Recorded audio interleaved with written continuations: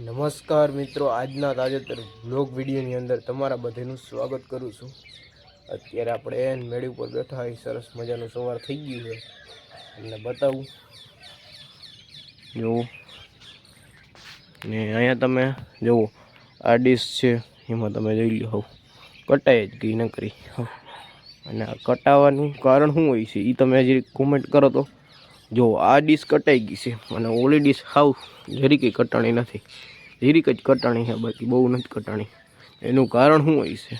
એ dish નથી કટાણી ને આ ડીશ વધુ કટાઈ ગઈ છે। જુઓ એટલે બેયના મોઢા તો આ બાજુ જ છે સેમ જ, તો એ આ ડીશ કેમ વધુ કટાઈ ગઈ છે અને ઓલી કેમ નથી કટાણી લઈ લ્યો। બાકી જો મસ્તનું સવાર થઈ ગયું છે અને પક્ષીઓના અવાજ સાંભળો તમે। જો અહીંયા પક્ષીઓ બેઠા પડે, પોપટ ને ચકલીઓ જી હોય। જો અહીંયા મિત્રો જો આ મોરલો ક્યાં રહ્યો? ત્યાં પહેલાં આપણે કોઠો હતો અને કોઠા ઉપર જ બધા પક્ષી ત્યાં બેસતા, પણ કોઠો અત્યારે નથી એટલે પાડી નાખ્યો છે, નકર પહેલાં અહીંયા જ આપણે કોઠો હતો। જોઈ લ્યો બાકી પક્ષીઓ અવાજ સાંભળો, ફરે મજા જ આવે।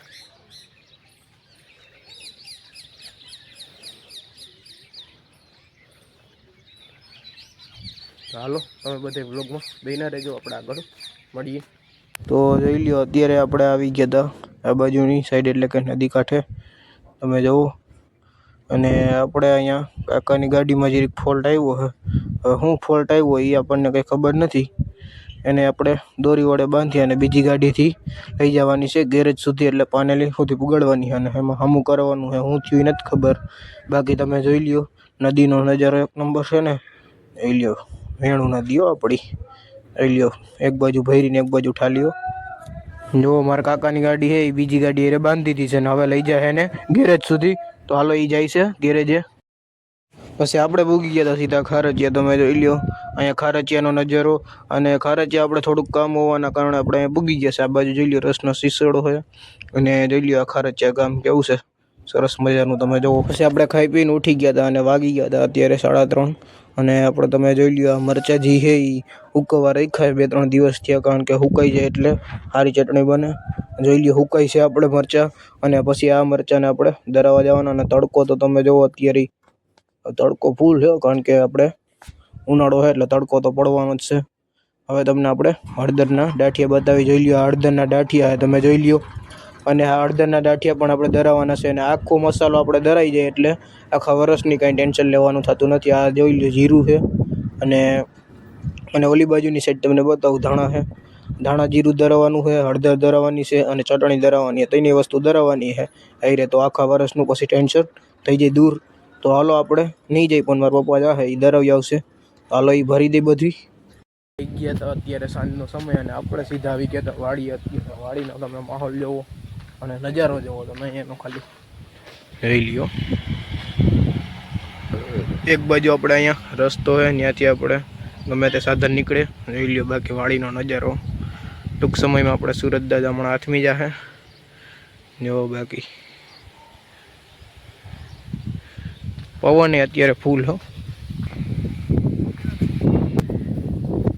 અત્યારે આપણે એના આટા મારીએ અને પવન એ ઠંડમ ઠંડો છે।